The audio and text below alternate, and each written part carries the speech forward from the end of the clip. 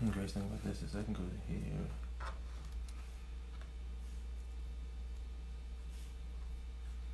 And go here. This shit looking fucking big. I'm gonna swollen. This is in the box. Just cause I can wait for my damn self. What's good, chocolate? Bro, you know that's me. Hey, Mister. It's in the building. You wait for people coming in, people coming in. Hey, well, you're gonna have to get on the live on your computer then, so you can watch it. Cause I got questions I gotta do. Oh, I'm gonna hop on my phone.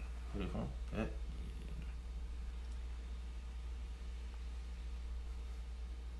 Love that. Where is it? Yeah. Hey guys, well, let me see if we can get him. Not filters. Mr. Parnell. I don't want to call Mr. Parnell. Hello, Mr. Parnell. Hey, what's going on? How you doing today? Hey, good. How y'all doing? Pretty Doing good. good. Getting everything situated before we really start. Oh yeah, no worries. All right, how you been doing since I guess it's the ending of, would you say the ending of COVID? Or would you say the silence? Man. It's the silence of it real quick. It's like, I'm going to dorm here for a little while. I showed y'all what I can do. Man, I wish it was over. It's starting to slow down a little bit over here, I guess. Stuff's up. And everything's been slowed down as well. That's awesome. Mm-hmm. I miss my black folks. I miss going out to cookouts. I miss going to the pools. It's just the So they got a couple. They got bars and restaurants open up here a little bit. So if you got like outdoor seating, so it's kind of back to normal. Okay. Yes. What's that? Yeah, if you were happy like bars open back, I get it. Yeah. But like you can still get the same drink at your house. You just learned for the last 2 months how to make a drink. I'm ready. You ready? Yeah. So welcome back to Weed Crush Wednesdays live. I'm Mark. I'm Tay. And as you just said, it's Weed Crush Wednesdays, where we push you up on game of what's going on in the marijuana industry. So on this show, we're gonna be talking about Black fathers and around cannabis and fatherhood, and your walk as entrepreneurs fighting for equality in the space. It's pretty much called We're Out Here, Black Men in Cannabis. That's episode 3. So first we have Mr. Parnell up here. Mr. Parnell is a civil rights attorney in Chicago. I'm not going to say too much because I like people to explain who they are. Yeah. But as you... out here making a difference. Yeah. So trying to. Do and let give them the basics or all around what you're really doing in Chicago. Okay. Yeah. So, as y'all said, I'm an attorney at Chicago Lawyers Committee for Civil Rights. It's a civil rights organization. So the organization works in housing, voting rights, education, and then community development and equitable community development. And so most of my work focuses on small business development and economic justice in the marketplace. And so I've decided that because cannabis is such a huge economic opportunity, and by way of background, like I started out in the cannabis industry, like I worked as an attorney, an in-house business attorney for actually Green Thumb Industries. That's how I got into the legal industry before I started my new job. So you were saying like we kind of helped you get into the flow of where you are right now? Would you say that or no? Like that company kind of helped you get to the point you are right now? It did, but not in the way that you think. Like I joined the industry because one, I mean, I grew up with like I care about the plant, like I love the plant, but I also recognize that like Black and brown folks need to be benefiting off this. If we're criminalized disproportionately and our communities are destroyed, when it comes time to legalize it, we need to be at the front of the line making money off of it. And so everybody, we all agree on that. So I was working at a corporate law firm doing business law, all this kind of stuff, and somebody reached out to me about an opportunity with a cannabis company based in Chicago, and that ended up being Green Thumb Industries, and I jumped on it. I didn't know that's something we could do. This was 2 or 3 years ago. I didn't know this is something we could do in Chicago. I thought you had to move to California to be in legal cannabis industry or whatever. And I saw it as an opportunity to shape the industry to include, real economic benefits for Black and brown folks. And so that's why I got involved, and to just learn the industry. Okay. So we have a couple of questions. Anybody else in the chat, if you guys do have questions, click it should be a question box next to the comment section, so we can see it and it will pop up big on our screen. So the first question I have is, describe what it's like to be a Black man working in cannabis. Man, it's first I'm gonna say it's frustrating. Like, being in the legal industry is like the most frustrating thing I've ever dealt with in my whole life, probably. One, because you just know, like, there's this, I'm not gonna, maybe a concerted effort or just like an acceptance that we're gonna kind of not really include Black and brown folks in the industry. We're just like gonna continue making tons of money. And until recently, there was no real push or acknowledgement from the industry to start including Black and brown folks. So it's frustrating. But at the same time, being in a cutting edge industry, from the beginning of recreational cannabis in Illinois and in multiple states, because it's a multi-state operator, that's been incredible. It's exciting. So This is up. I have a question. So how does your work in cannabis affect the way you show up as a father or son?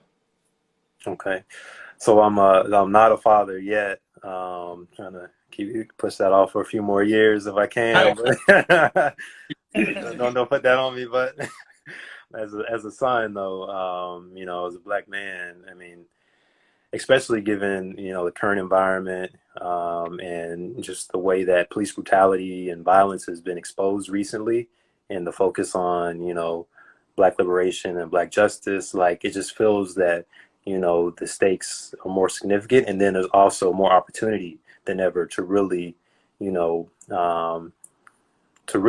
get justice for Black people and create a space in this new industry. I feel like there's, we're about to sign another community benefits agreement. That's something I've been working on, is community benefits agreements with cannabis companies in Chicago, where they commit to, hire Black and brown folks from disproportionately impacted communities impacted by the war on drugs, and also to give back to communities that have been, devastated by the war on drugs. And so we signed the first one in the industry, and we're about to sign the second one. So I'm excited about that. That's pretty big. That's pretty big. I'm back to back. I'm Drake out here. So we do have a question. Yeah. From the people in the comments. Let's see. It says, what tips you have for someone trying to get into the industry? Man, so there's a couple ways. The first one is to try to get your own license. So if you're in a state where they're about to go online, or rec is about to go online, or maybe even medical, although I don't always recommend medical because it's just not usually like a good business model depending on the state, then you can apply for a license or get on a team, with some other folks, and try to win a license. If that's not an option, then I would say, if you want to get a job as an existing operator, just take the skills that you already got. If you're in retail, get a job at a dispensary. If you're in, agriculture or something like that, you want to be a grower, just read up, learn about agriculture, go, get a certificate or a degree in, commercial agriculture or something like that. Or if you're a lawyer, and that's how I got in. I was a lawyer. They needed a lawyer. So I got in and just learned everything I could about everything else. You need lawyers. Yeah, just start where you are. We need more of us. Okay, so do you have the other question? I think you pretty much answered the third question we was about to ask. I basically, like, how you got in and how you got started in the industry. So our last question we have for you is, why does marijuana matter to you? Okay, so yeah, actually, I'm gonna follow this up with sort of some of the stuff I touched on in the last question. So I started in the industry with a multi-state operator, but I just didn't see enough focus on social equity and including Black and brown folks, and that's why I ended up actually leaving and joining a civil rights organization that was interested in this from a social justice and a racial justice perspective. And so that's how I actually ended up where I'm at now. And so, and what was I forgot the other part of the question. We just Okay. why does marijuana matter to you? That's right. That's right. So the reason it matters to me is because one, I love the plant, and the plant I think should be accessible for everybody, regardless of your race, regardless of how wealthy you are. And then two, Black and brown folks help build this industry from the ground up. We were a lot of the a lot of the dealers, a lot of the folks that were building and making cannabis culture cool. I mean, we still do. So Thing is, like, why paint it so bad? I always thought about yeah. that. It really, like, I always bring this one up. It's like it's called Reefer Madness. It's literally a video of like it's Hmm. how they show to white kids and white women that it's like if black men smoke marijuana, that they go on a rampage. That they, excuse my French, Hmm. they rape, they murder, they kill. Like they just go crazy. And it's like I never heard nobody go crazy off a joint. I mean, unless it was laced with something way worse than just a regular joint. Yeah, I mean that's the thing. I mean, all the whole war on drugs and reefer madness and all that was built on lies, and they knew that it was lies. So that's another reason why it matters, is because the war on drugs was built to criminalize black folks in particular, but black and brown folks and people on the left. And so now that it's time to legalize it, marijuana matters because this is a racial justice issue. And so the money, the economic opportunities, a lot of that needs to go to the same folks that were criminalized on purpose during Prohibition. So. Want to read that one? I guess it's from the Hanu Club. Could you restate your question in the question box so it can pop up? No, I can just read it out loud Oh, okay. sometimes. Have you heard the infamous 71? I don't know how to say the word, but if so, how do you see the other states following pursuit of this? In the comments. Initiative 71. No, I haven't heard of that. Is that, I don't know what state that, I don't know what state that's in. I shouldn't know that one. Let's see. We're the Research Media Club, so if you don't know the answer, we'll look it up for you right now. We have time. Yeah, let me know. This is Yeah, they got one for DC. Oh,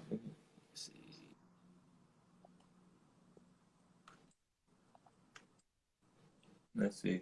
let's see. I think this is the. Oh, okay. So the question is, what is legal under Initiative 71 in DC marijuana laws?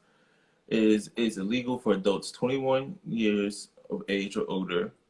This possession is 2 ounces or less of marijuana, so that means on you as a person walking around in DC, you're allowed to own 2 ounces. It grows within the primary residence up to 6 marijuana plants, no more than 3 of which are mature. So that means like you can have plants, but 3 full-grown plants that have full-grown buds on them that they're actually ready to pick. That's how many you're allowed to have full. So if you have a 4th one coming, you most likely will have to pick one of those 3 plants and start carrying them. Yeah, I used to grow. So, yeah. Yeah. So I think Mhm. it was asking was do you think other states will follow suit with the 71 Initiative Act?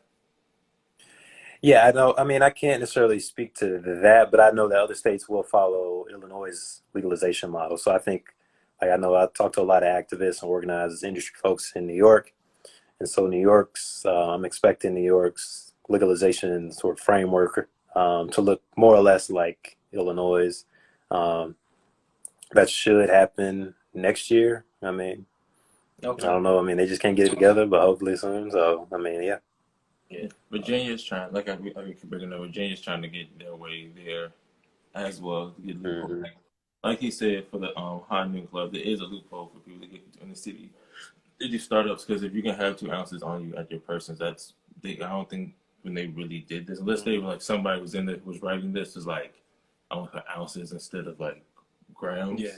Because they don't know how much 2 ounces really is. Because and all the other ones that are like federal one cases, like all those Hmm.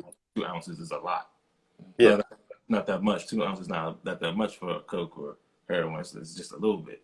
But weed, you don't understand, it's a flower, so Yeah. it's lighter. So it's going to be like 2 ounces. Like, oh, you That's really, that's a lookout. That's like, oh, you just looked out for me. I got 2 ounces in the back. If you have four yeah. black on the street in a regular car, no matter what kind of car it is, let's not just say this regular car, and they all have 2 ounces on each. Cops pull them over, they can't do anything. Yeah, you're going to jail. If it's over 2 ounces, a little bit, like for like maybe like 8.2, something like that's 8. Like you pretty much like 8.2. They're like, all right, citation, $25. That's all you're getting. Wow. It is a really good like loophole and really good Mm-hmm. to actually be like, okay, if I own this building, I can say, okay, whoever's in here can own 6 plants. So then I can really still start growing and really still have more weed in my area. Okay, I need to learn more about DCs because in Illinois, like you can only have, if you're a resident, you can only have 30 grams on you at a time. You can have up to 2.5 ounces if you're a medical patient every 14 days. Like you can buy that, but you're not supposed to have it on you. Oh, wow. And then you can, if you're a medical patient, you can grow. But if you're a rec, I mean, if you're not a medical patient, you don't have a medical card, you can't grow. And if you have a medical card, you can only grow like 5 plants, and it's got to be like in a certain kind of room. And there's a lot of rules around it. So we need to loosen that up. All right. So the Noon Club gave me another good point. I wanted, since you are a lawyer and you work in the legal fee area, so this is another loophole that they have called their purchase. Say like this tissue box, right? Mm-hmm. This tissue box probably runs for like how much? $1, some change at the corner store that you'll get. Mm-hmm. Have this at the store, at these dispensaries, at these medical dispensaries. You see this and like, oh, that's a nice tissue box. Can I get this? Yes, it is $60 for this tissue box, and then you can get a gift. Yeah. So how do you feel with how people worded that way? So Yeah, that was. is it like the type of way that cops gonna be like, all right, I know what this gift means, or like if I'm asking the right question, like the way they're wording it, can it get them in trouble? Yeah, that's something that I saw in DC, like when I used to come visit, like I used to, like Howard Homecoming, all this kind of stuff. This was like a few years ago before, y'all were a little bit ahead of everybody else. And I can notice that you could buy like 6 cookies or a dozen cookies for like $60, and then they would gift you an eighth or something like that. Um, to be honest, I don't know. I don't think that's totally legit because at the end of the day, like you're really selling cannabis, but folks were getting away with it for a while. So, I mean, there might be some protection on it. I wouldn't like recommend it, but a lot of folks it was working. So, I don't know. Hey, you heard it from Mr. Parnell. He doesn't recommend it, but hey, you can do it. You can do it. I tell you, straight here, you can do it if you want to do it, but we're helping you realize it's not the smart thing. Cover your backtracks. Have a good backtrack. Mm-hmm.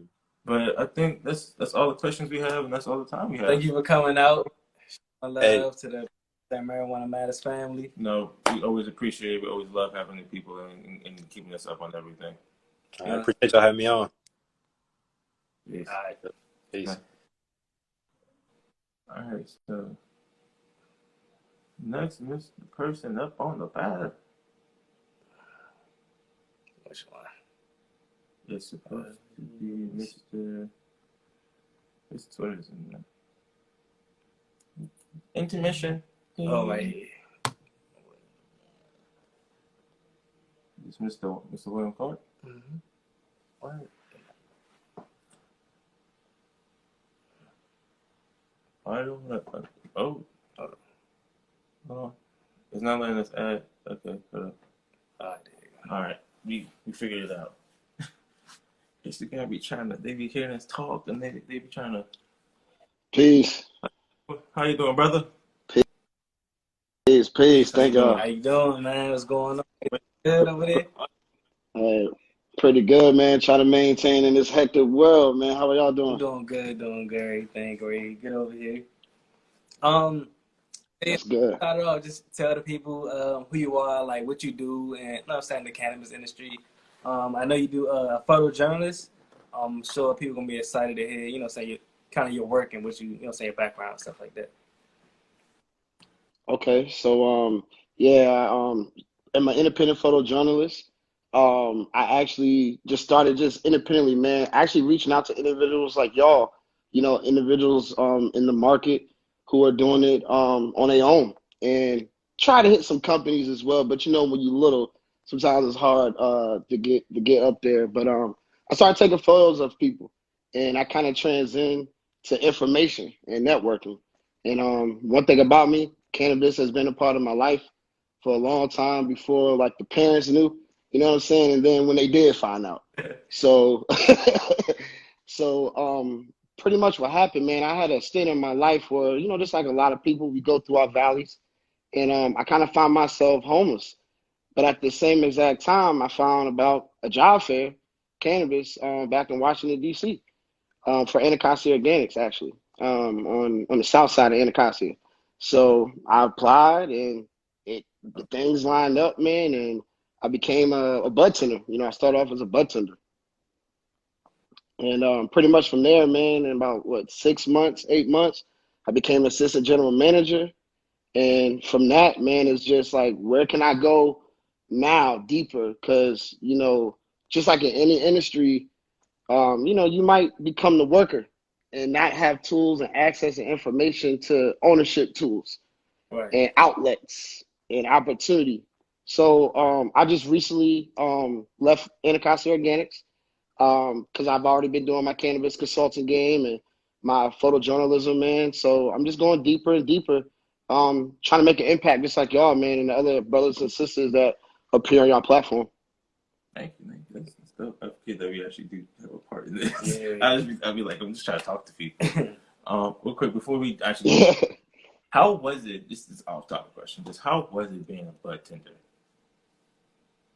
All right, so at Anacostia Organics, it was a little different. I can't say too much inside, but I'll just say we didn't have to handle the bud, right? So we were more patient care specialists than bud tenders, if you understand. Now, I'll say bud tender, patient care specialist, whatever you want to call it, you're doing the same thing, which is wellness, right? So I loved it for the simple fact I haven't worked in cannabis legally, right? Can I say that out loud? That lawyer guy who was on here earlier, I might need to holler at you later. No, I'm just joking. Everything's good. But no, seriously, like the opportunity was like amazing. Like, think about it, man. I'm a black young male trying to still create my destiny, and the opportunity to work legally in cannabis. I don't care where you start. As a black man, I felt that was very powerful. So I enjoyed it. All the information I was learning, interacting with people, you know, letting people know, hey, I suffer from anxiety and depression and et cetera, et cetera. This is the regimen. This is the regimen that I use. The terpenes that I respond with, and like sharing that information and learning it in like a community conversation that just builds from that. It's pretty dope, bro. Okay. So, I mean, can you describe to the people like what it's like to be a black man working in cannabis? Man, in the words of Huey P. Newton, it's a revolutionary suicide, man.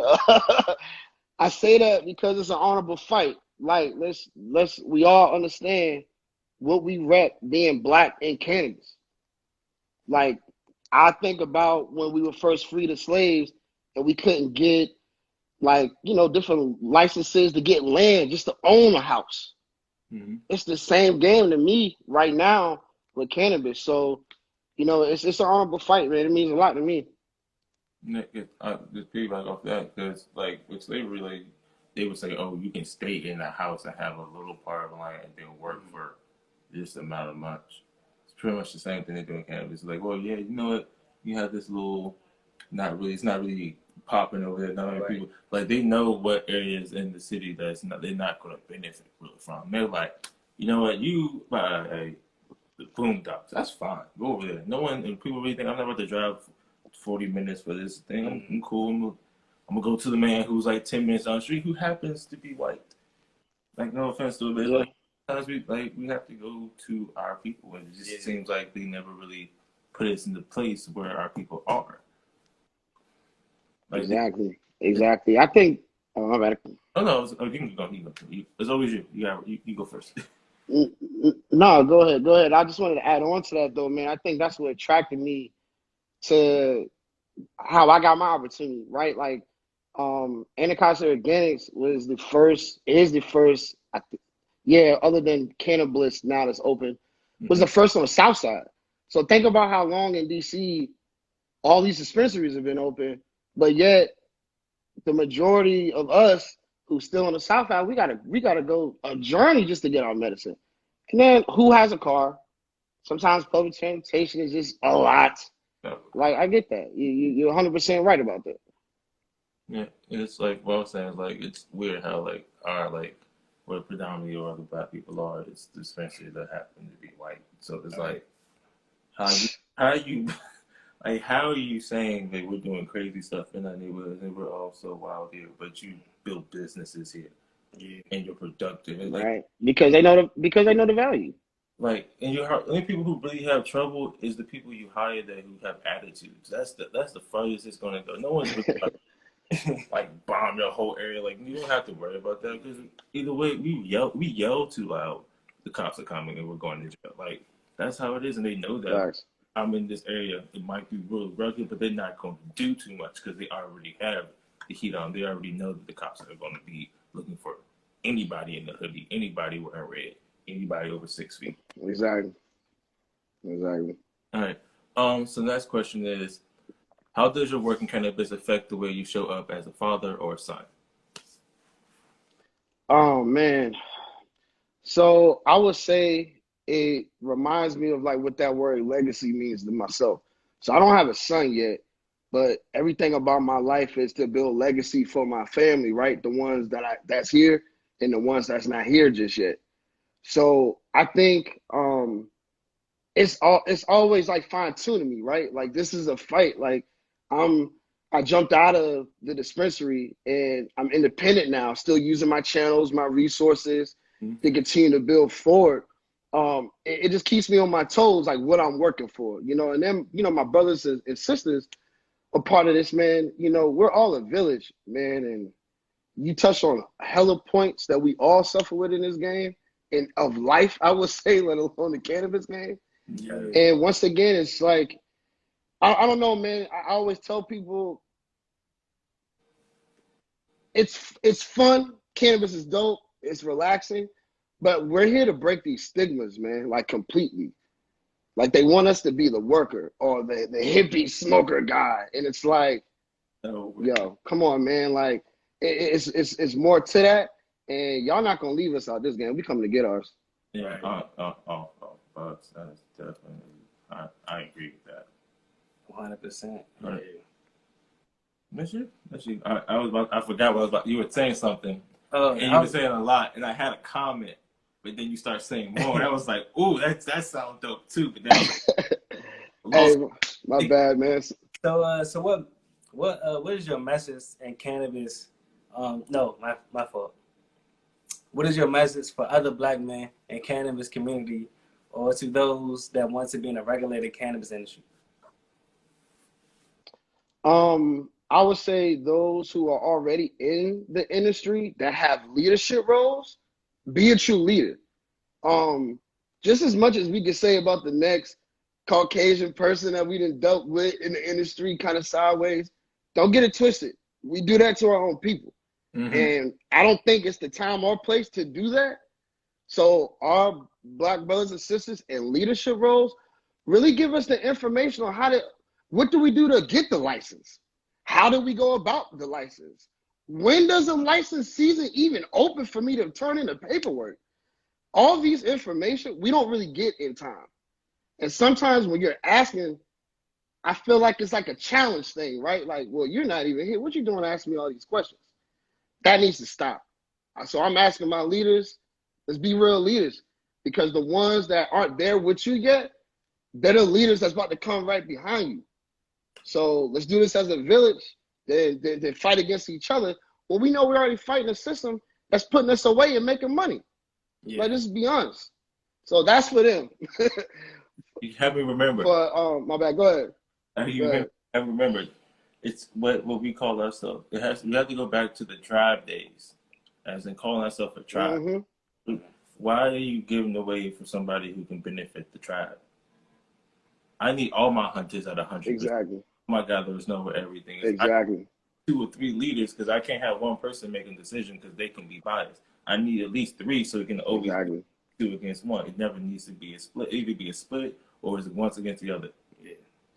Unless someone. Yeah, exactly. And like, we should always have. Yeah, be willing to listen to each other. Like, I don't get why that's. Yeah. I don't know where. Like, I don't know what started us deciding to divide our own cities, like our own like neighborhoods inside of pretty much a city. It's like, bro, like we all go to the same corner store. Why are we arguing? You live 2 blocks that way. I know your mama. Why are you arguing with me, bro? Like we gotta share stuff. We gotta make sure that we good. All right, but Yeah. I got one more question for you. Our statement question. Okay. Why does marijuana matter to you? Man, marijuana saved my life. Dealing with depression, anxiety, just all my life. It helped me get in tune with myself, get in tune with all the little nicks, little things that like just make me not be clear. It helped me cope with those things and deal with them, which allows me to execute at my highest capacity on this earth. So it means everything to me. It straight up saves my life. I like that. There's most people don't understand like with how we deal with this government, how we deal with everything that's going on with us. We have those moments where we have like low key PTSD. Like people don't understand that. Like you know, what I'm saying it helps. It just don't. A lot of people just not knowledgeable enough to even know that. So like it doesn't like unless you. It's like I said last time. It's a self-use drug. Like self-use plant. I can't even call it a drug. It's a plant because you can stop yourself whenever you want. No one's ever putting it to your face, and if they are, you should not be around those people because those people do not care about your health. So Facts. Really, like you get to that point, you did something way more than what you were supposed to because your body is going to tell you, "Hey, bro, this is done. We're good." Exactly. But no, that's I don't get it. I be sitting here thinking about it and I be like, it's so simple to not. It's not simple, but it's a simple thing to do, and it's we got years and years of stuff to like unfold to get in a very short time because this needs to needs to be quick because they going fast, so we need to catch up. Yeah, we just gotta do our thing, man. Like this platform and other platforms that you guys highlight, like this is the little steps right here. Thank you. Appreciate that. I keep forgetting. I say it every time. I keep forgetting we have like we're doing like it doesn't really hit you yet when you're doing something that you really like doing. It's like we really new people in different areas and get to just even if we're just a little people, you still teaching somebody something new that can always go to somewhere else. Yeah, because like everything else started word of mouth. Like just like in the beginning of history, word of mouth was what started. Exactly. It was their stories that have been around for. I mean, look at social. Down. And look at social media now. Like social media is that tool for word of mouth now. Now it's just like the tunnel, right? Like at first it was just going on the block or being in grandmama's house or cousin Melvin porch or whatever. Now it's all that through social media to China. You know what I'm saying? They outside. Exactly. I'm glad to tell you about what I was doing.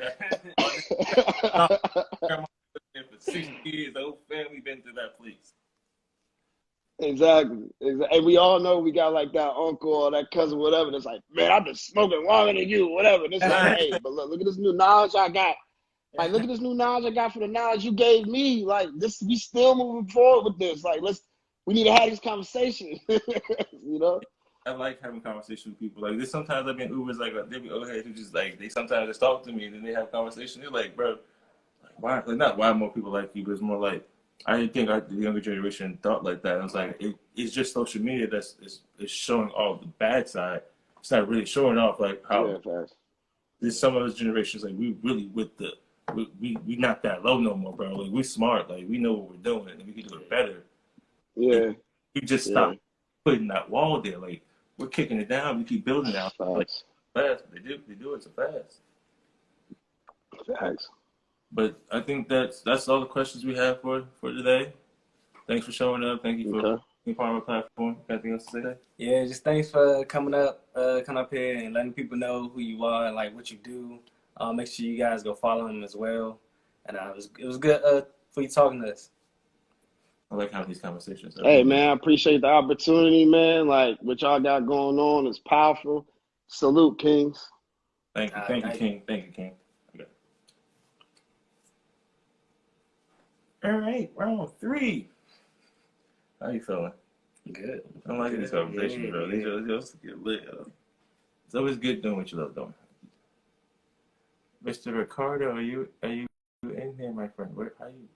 I don't know how to do it. Exit out first. Oh no, just say freeze.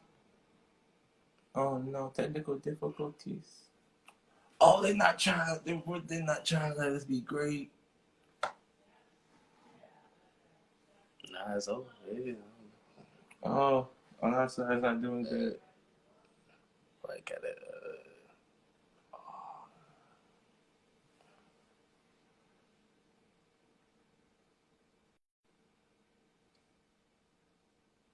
Hold on, let me see. You trying to just exit it and Yeah, go back on? Yeah, 'cause it's working. Like I see it here on mine, but it's like it's not working up there.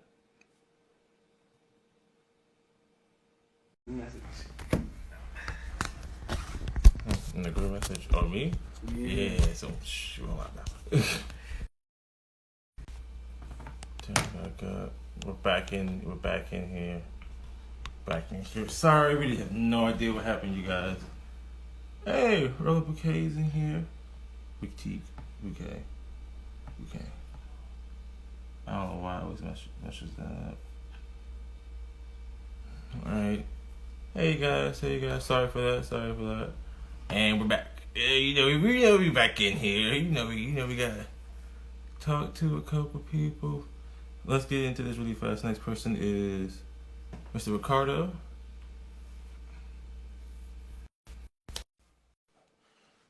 Let's see. We gotta do this fast. We wasted 3 minutes. Sorry, guys. Hey, Mr. Ricardo, how you doing today? I'm all right. How you doing? I'm blessed. In a great state. I apologize earlier from the beginning. I forgot my Buddha in the room. That felt weird. So I was like, I need to put this on. Didn't feel. Mr. Ricardo, if you want to, just like everybody else, if you want to explain what you do and let everybody know who you really Okay. are. My And name now is. you're. Can you hear me? Okay, great. Okay, perfect. My name is Ricardo Villalba. I'm the owner of a video production company here in Washington, D.C. I've been in business for over 5 years now, but I also grow marijuana. I'm a grower, and I'm also a father. And when in DC, where we're doing some pop-ups, I did some pop-ups in the past and all that. Okay. But the police got, they raid a lot of places, so I kind of like cut that out. Yeah. Stuff like that. We have a brand. I'll show you a little bit. This is our brand, Hoodie Goodies too. I'm gonna need that. I like putting stickers on my Xbox and my game, my phone, and my. Okay, so I can do that. We do T-shirts. This is some of the T-shirts that we done. Oh wow. DC True and True. Oh yeah, I like that.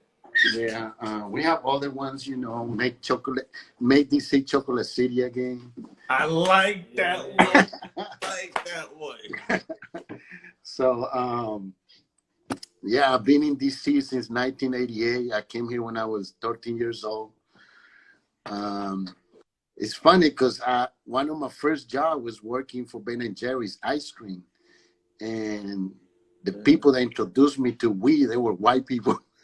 They were, working at Ben & Jerry's, they all smoked weed. And before that, I wasn't really smoking weed or anything, but they kind of introduced me to it.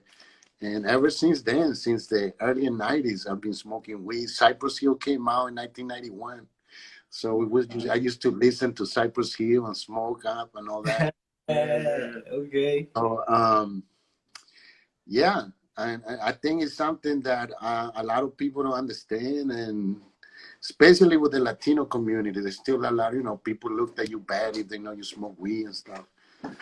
But in a nutshell, that's who I am, business owner, entrepreneur, grower, And if they ever legalize weed, I would probably like to open it, my little shop and stuff like that.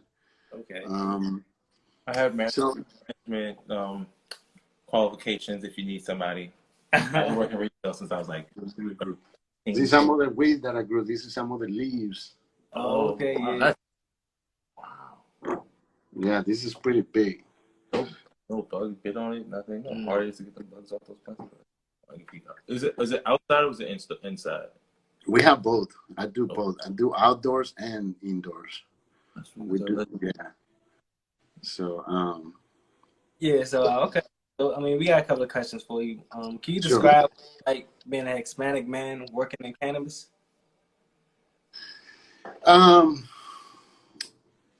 Well, growing up in DC, I think that helps a lot because I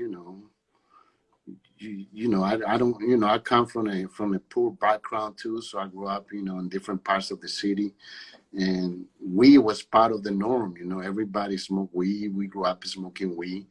When they started legalizing weed, I went to Colorado. I went to see all the shops the first year where they opened up.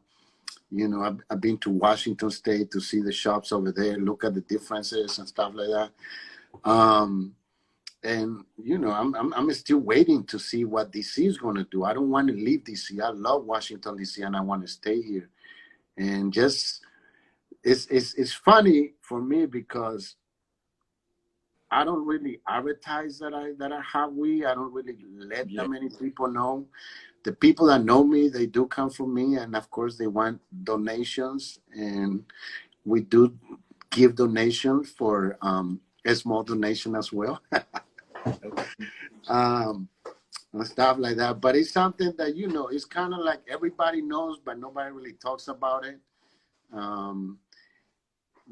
Because I'm a business owner as well, and I have a diverse clientele, I have to be careful how I talk about it and how I share the information that I do on the side, because that's kind of like my side hustle.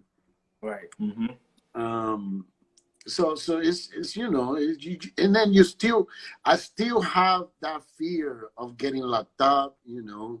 I just recently became a U.S. citizen, so before that I was very worried about that, because if I was caught with marijuana and I was if I got a federal charge, I could be deported. I could be kicked out of the country and all that. And my whole family lives here, so I couldn't take that risk.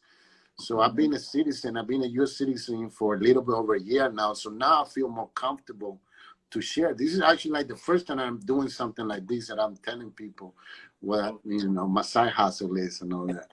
Hey, that's dope. Yeah, That was the first. Yeah.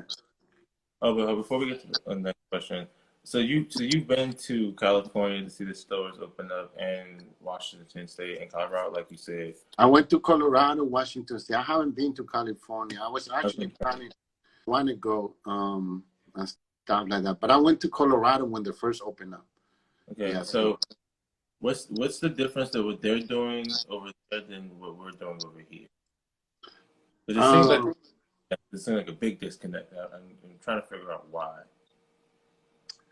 Well, I mean, Colorado, I think, is the fact that this is white people running that state, so they benefit from that. When you go into the stores, it's all being, the owners are whites, they set up a really nice shop and all that. And I think because they're also involved in the political, they got more power and they make things happen for themselves. And what I was impressed with Colorado was how well organized it was. They follow the rules. When you get to the store, the way they do it, and when you walk in, it's like you feel like you're buying jewelry. They have the glasses, they have the different strains and all that, and then you have section. You can buy flowers, you can go buy candy, you can buy cookies, brownies, and they have everything available. And then you can also get liquid stuff to put in your coffee. So and of course also the oil to smoke. So I mean, it's the way they did it there. It was very well done, very well planned. I liked it. The only thing is it's not accessible to people like me and you, and even less for African Americans, I think. Right. Okay. All right. So our next question is: how does your work in cannabis affect the way you show up as a father or a son? So, all my children, I have 4 kids. My oldest is 22, 23, and my youngest is 9. My 9-year-old girl, she helps me farm. She helps me take care of it, of the weed plants. She helps me water them and all that. When we trim, she helps me trim. She cuts them. So I teach her everything because to me this is a business, this is an opportunity for her. So I'm trying to expand her mind. Some people is like, but she's 9. I'm like, so what? This is a business, The people that did tobacco, they didn't hide that from their kids. The people that have the tobacco plantation, people that sell alcohol, they don't hide that from their kids. You prepare your kids and you train them. And that's something that, I kind of learned from my dad too. My dad kind of taught me how to hustle, how to work in the streets and how to do things, back in my country. So that's the same thing I try to pass to my children. Like, these are ways that you can make money. And I'm pretty sure by the time she's old enough, it could become a legal business. So I want her to already be prepared if that's some way that she wants to make money too, like the way I look at with my children is I want to give them the tools and the skills that they, whatever tool and skills that I can give to them so they can be financially stable when they are adults. Right, that's the key too. Yeah, because for alcohol in Europe, they can do like 12 at the table with the parents. And their kids who do dip like at a young age, or drills at a young age in tobacco, like farming wise. Like, it's like, if you open your kids to something that will literally harm them, why is it wrong with someone open their mind to something that like this is going to be big when you grow up? Right. And when you get there and when it's big, you're going to be right there with it, being great at it. Mm-hmm. Right now, we're fighting so the people behind us can have an easier path. We're the bulldozers right now. So the people who our kids are the young ones, 16, 17, when they get to the point, they can just walk right in or just have some resistance, but they can have an easier fight with it. Yeah. No, and one of the things that I say, like, I believe in reparation, and I feel that if they legalize the sale of marijuana here in DC, they should give the opportunity to African Americans, descendants of slaves, to get the first shot at opening up the shops and all that, It's like, Elon Musk just tweeted a week ago, how is it that marijuana went from being illegal to an essential business during COVID-19, but we still have people incarcerated for it, Yeah, I talked to a couple people from dispensaries. They're like, yeah, we don't have to close down. We're essential to these people. Yeah. You're a federal one? What? Okay. Didn't know that was a thing. I didn't get that text message. Yeah, he tweeted something, but yeah, it's interesting because it's there. All these people keep benefiting from this business, and it's something that it should be easy accessible to all of us. The way Oregon did it, I think, is one of the best way.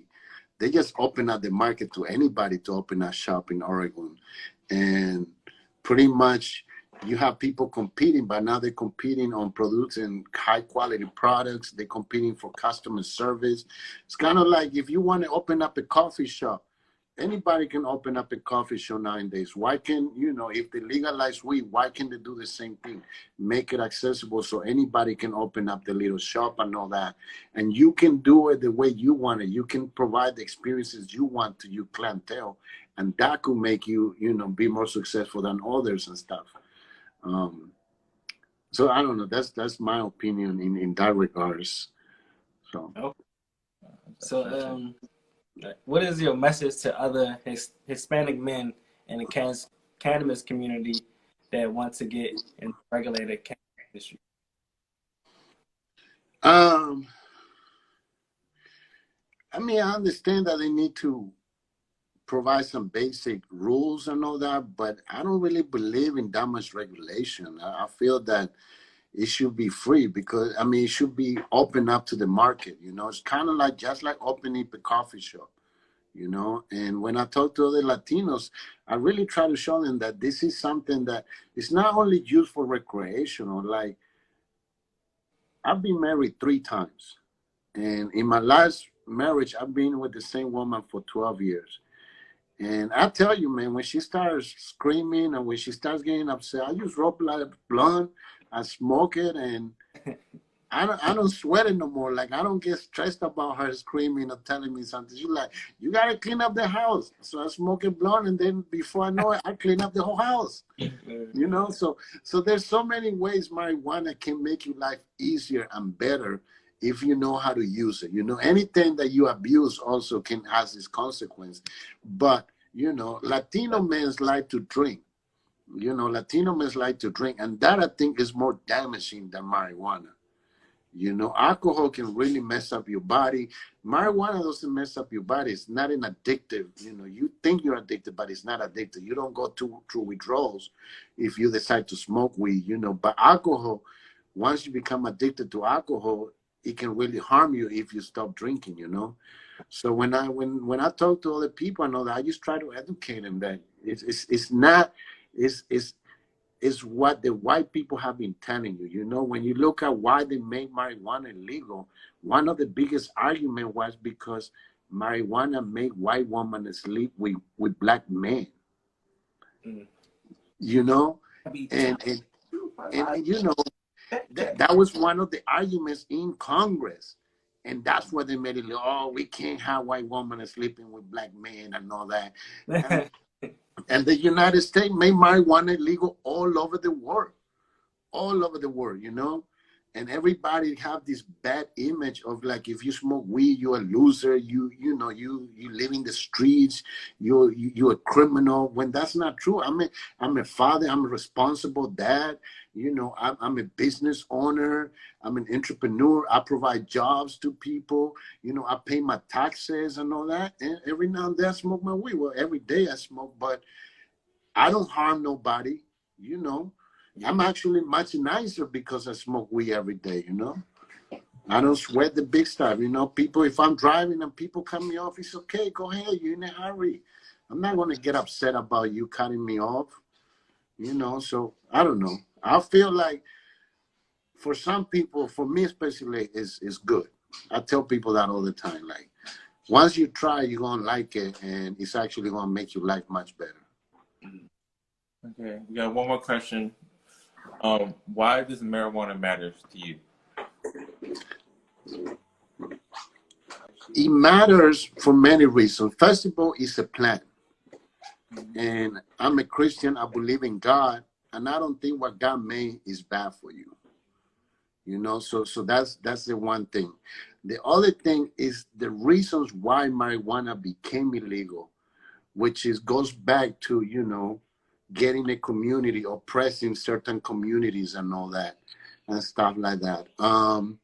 So marijuana in a way to me is kind of like you fighting back the system as well, you know, people trying to impose laws that are ridiculous, that are stupid. And I feel that it matters to me because we need to start really freeing ourselves from all these people that created this law, which in my opinion is all white people and stuff like that. And you know, and I feel that for all those reasons, it's not just that, you know, how they go against a plan, which if you look at it, it's a plan. It was created by God, and I don't think God made bad things. Then second is like, why is the reason that this plan became illegal when really you can use it for so many things? We could help our environment. You know, you can do paper, you can do clothes with hemp, you can do so many things. And it's a weed that grows anywhere. You know, instead of us cutting trees, we could just be growing weed and use that to make our plants. You know, they used to make money out of weed paper, you know, and stuff like that. So there, it matters because it's good for the environment.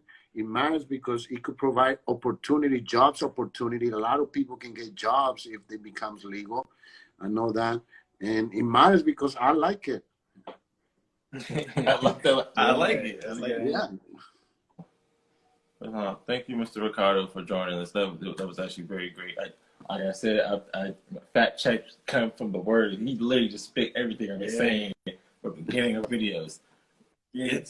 Thank you for coming through, man. Thank you for having showing the information. No problem, man. Thank you for inviting me. They have. I appreciate it. You know, Yeah, check out our website, Hoodie Goodies. We have stuff there that you can look, t-shirts, sweaters, and all that.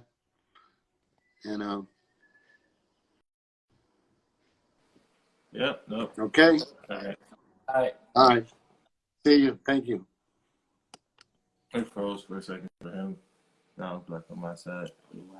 Why does it keep freezing? Like, is it the Wi-Fi? Is my Wi-Fi trash right now? Because it's raining, guys. Like, every time it's just raining. Like, it don't want us to. We're going to come back again.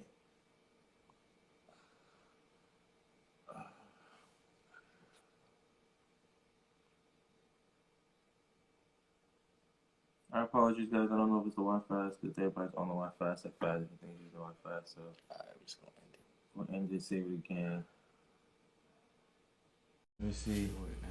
Because it's like, it's being crazy. That's wild. They don't want to see no Tupac and Wins to see, bro. It's the fourth one. You doing good. Hey, sorry. I don't know what's going on. I'm going to be thinking about doing the police, but yeah. But we're trying to get through. We're trying to end it off on a good note. Mr. Anthony back in here. Hopefully, he heard me say we were starting it. That's Kim and Courtney. Him and Simone. Courtney. One or two. Let's see. Let's see. I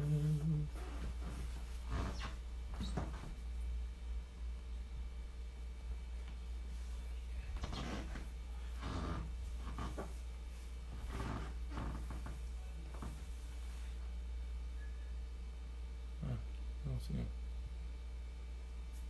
It's just us. Hey guys.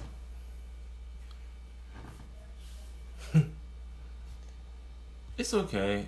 Hopefully, if he comes back in here, we can finish it. But we can't. It's alright. We had a really good one. It was a real good conversation. We can see if we can. Any of his acting crazy. Should look for his name. Oh, it's a Underscore. It's an X anyway. Oh, that's why it didn't come up.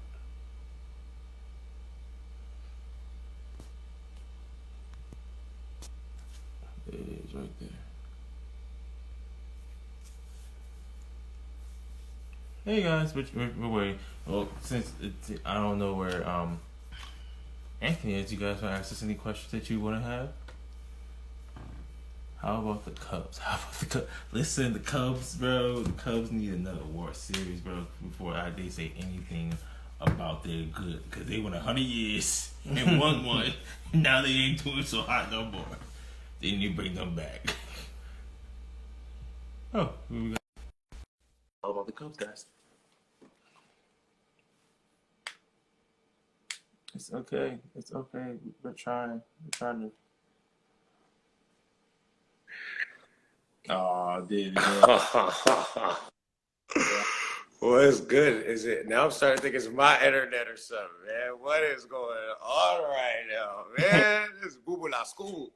I mean, we can hear you right now. We just Can't can't see you. That's the only thing.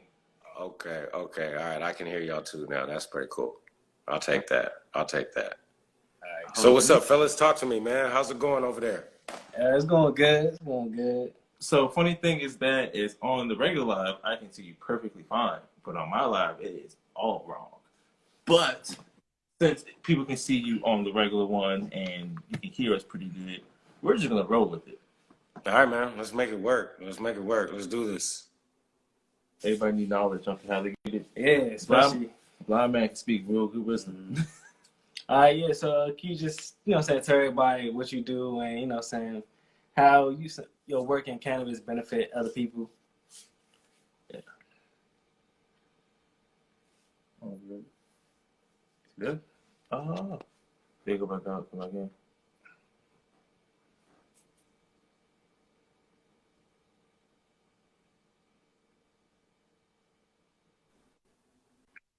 All right.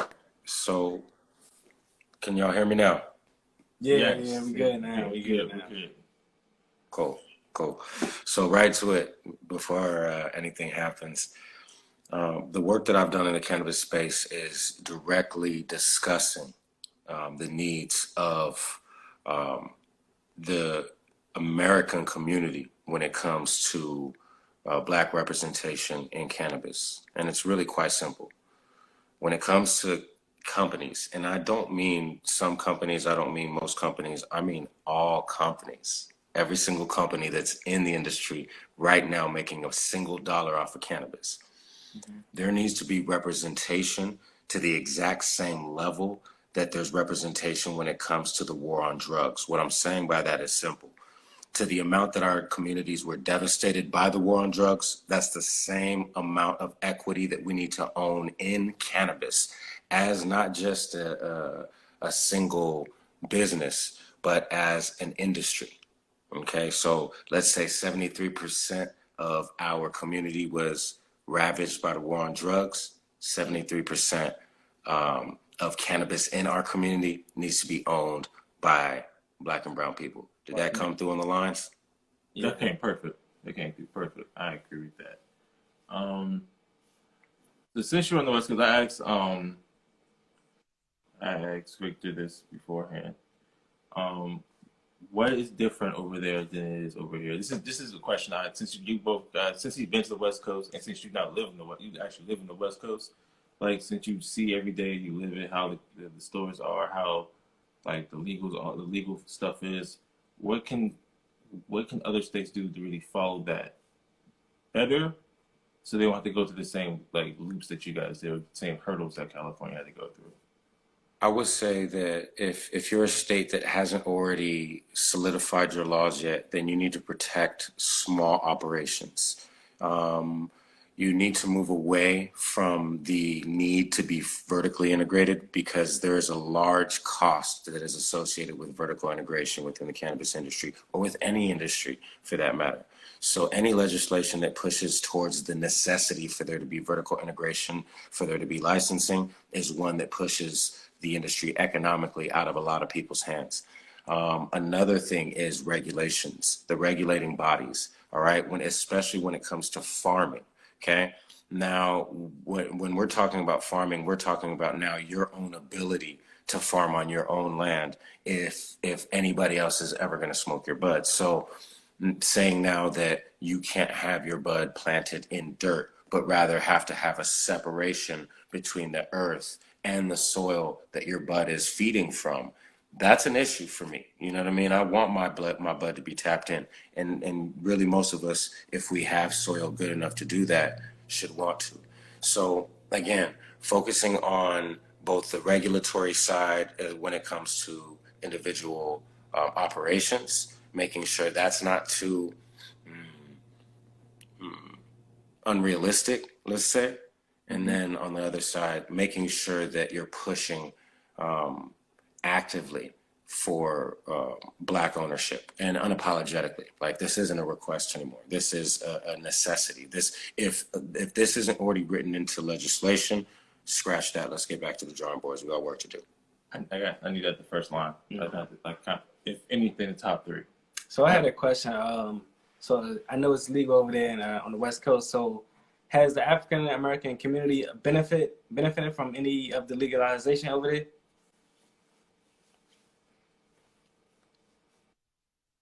I don't think you heard. Yo, can you hear me better now? Yeah, I can hear you. I was saying, since it is legal over there on the West Coast, I was asking, has the African community benefited from the legalization of marijuana? Not in a substantial way, no. No, not nearly to the degree that it needs to. No, not at all. That hurts. Yeah, because it.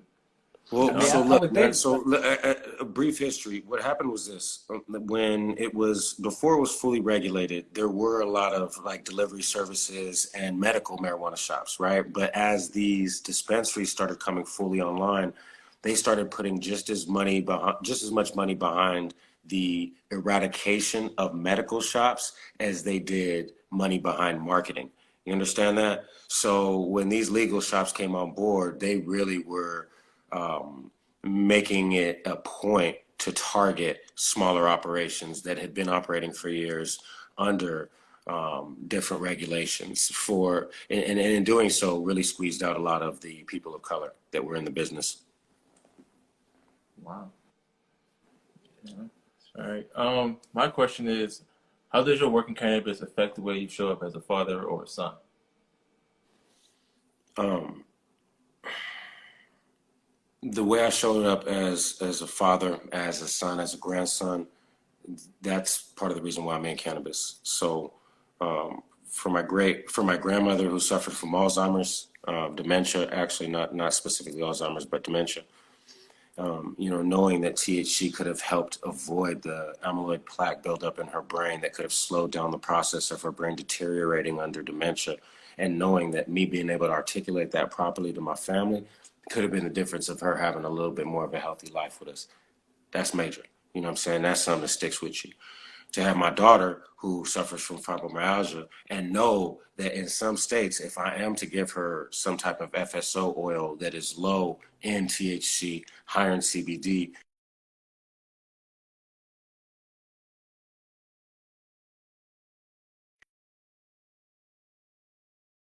it could be taken away from me permanently. You know what I mean? So that as a father. Now, just as a human being, I recognize that you know we know that we don't know. So we need to start picking up the ball right now, hopping on and saying, look, if I don't know everything about cannabis, let me read something today. Can you describe what it's like being a black man working in cannabis? Open question. I think that as a black man working in cannabis, the one thing I can say to everybody who's entering the game is document, document, document, and then document. Because at the end of the day, I'm expecting that if you're stepping into this industry, you're stepping in with the shine of our ancestors behind you saying, yo, you gonna make us look good when you stepping in this industry and doing your thing. So I know that part's already taken care of. I ain't even gonna have to, we don't have to talk about that.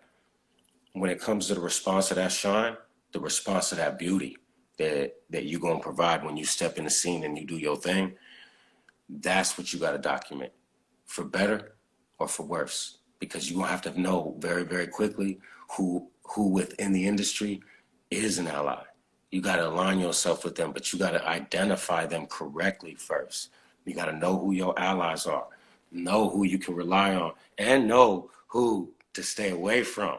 You know what I mean? Because ain't no reason, look, we're in no positions of power in any industry, let alone cannabis. So pick your battles very wisely, Kings. Pick your battles very wisely and document everything. Because at the end of the day, in the young industry that cannabis is, you have youthful ambition there where wisdom and caution is going to take its place in years, right? Right. So, in that same mind frame, that young ambition that's getting them to the forefront is got a lot of potholes in it that, a lot of us are going to see when we're, woke and in the industry. Okay. So a person in the comments asks, do you have any book recommendations about cannabis? Do I have any what? Say that one more time. Book recommendations about cannabis. Ooh, already in the hand, ready to go. Right there. Cannabis Pharmacy. If anybody is really looking to enter into the cannabis industry, this is going to be your first stop. Because without knowing what the endocannabinoid system is in your body and why it is that cannabis does all these amazing things, and everybody's talking about how it does this for me, well, it does that for me, and it does, oh my God. Man, we could talk about that for hours. But let's find out why. Let's discover this. Let's start teaching each other so that when somebody comes to us with anything that's below the standard of knowledge we have, we just feel bad for them. You know what I mean? Like, okay, hey, I'm not here to. This ain't a religion. You know what I'm saying? We're not here to make converts. We're here to help heal people with cannabis, if possible. if I could find it at I work for a bookstore. I don't you see the name, but I work for a bookstore. And if I could find that book in my system and I can ship that to my store, it's close to DC too. If people want to, come over to Potomac Mars, you know what I'm saying? Yeah, I'm saying if I can get the book there. And I don't mind using discounts, for Black folks, because I got a membership. So, membership is a family plan over there, so I can anybody have it. Make sure y'all pick up that book. A lot of good information in it. So you pick up that book, definitely. Thank you. And then we got one more question. Or is it two more questions? Two more questions. Two more questions for you. And then we can go on by a night and have a great one. What is your message to other Black men in cannabis community that wants to get into the regulated cannabis industry? So start with the plant. If you want to get in the industry, start with the plant. Connect to the plant. Figure out what it is about the plant that you really do connect to anyway. Because if you're not connected to the plant somehow anyway, don't get in the industry. There's enough of us who are really connected that we connected for real reasons. We connected because it's connected to our families, our bloodlines, our histories. There's a lot of reasons. So if you're in it and you don't know why, tap in and find out why. You know what I'm saying? Because there might be a real deep-seated reason why you connect into it. You know what I'm saying? But if there's not, let us handle that. That's our job. We got this. You know what I'm saying? Sit back, watch us do us. We'll help you. Yeah. Right on. We're not being stingy with this. I don't think people understand like we're being stingy. Like we're not being stingy with this. Yeah, I mean that's all we on live right now, just to give people this knowledge that they probably wouldn't have looked up or researched. You know what I'm saying? So some people are like, I don't think I'll see when it gets on Twitter. Or I'll see. Right. No one really. Right. No one can go like, you know what? What is this really doing to me? Because I don't know. This is fun, but I don't know why it happens or why. Like no one really knows. Like people, it's no real conversations out there, especially in the Black community, about marijuana and the plant, and you know, what I'm saying the benefits and stuff of what it does. So this is and I think that what cannabis is going to offer the opportunity for a new view on conversations, and in that new view, maybe we can offer a new safe space for each other to grow a little bit as family. You know what I mean? Yeah. As really tapping in with each other and saying, look, there's some things that I figured out through, learning about cannabis, about myself, about the way the mind works, about the way my mind works, about the way the history of my mind works. You know what I'm saying? And now I can have conversations with my family members that really, had it not been for cannabis, we wouldn't have been able to go through some of that trauma, work through some of that DNA trauma that we have in the bloodline. So, how deep it can go is up to you, man. But it does start right there on that surface level where you make that basic connection. You know what I'm saying? And y'all gentlemen, you just giving everybody, that an extra excuse to, like an extra way to, you know what I mean? Yeah. No, I say this all the time. And if you're Black and you're going into the cannabis industry, it's a three-way battle. It's a three-way fight. Say that one more time. You broke up. Say that one more time. You broke up. When I say pretty much going into the cannabis industry, from my opinion, from your view, from what I see, it's a three-way battle for it. Just off the rip, it's our skin, it's money, and it's pretty much their skin. Like, no offense to saying their skin, but it's pretty much their views and their qualities of what it.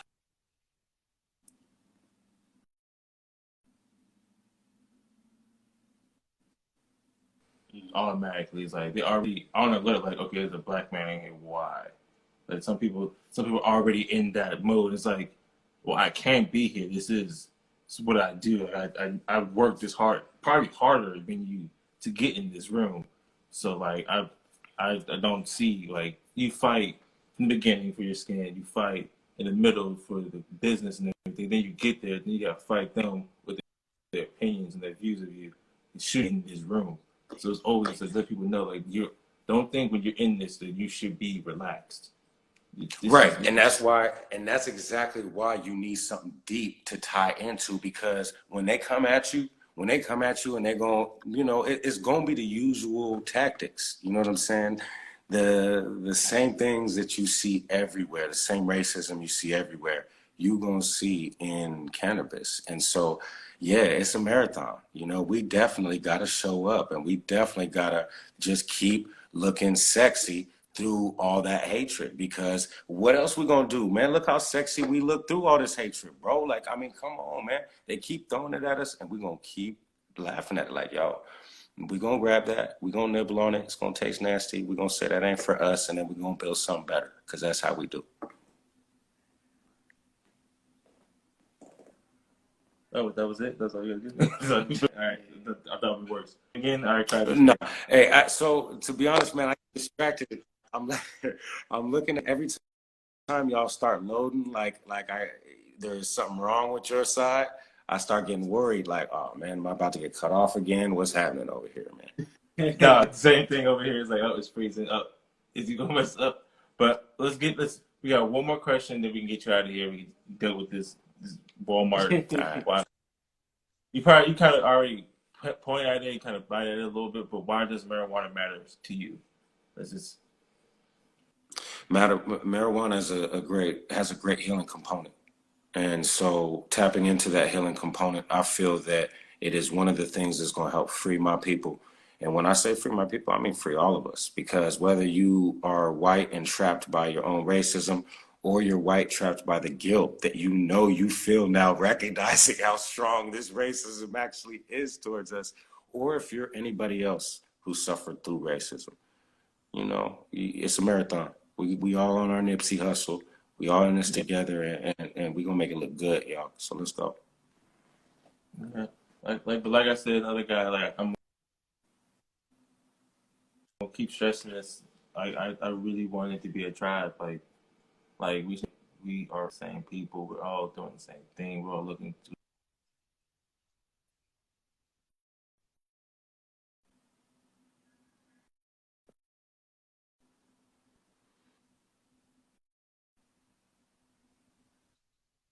our time. There's no doubt. That's how I usually think things. But thank you, Miss Ann.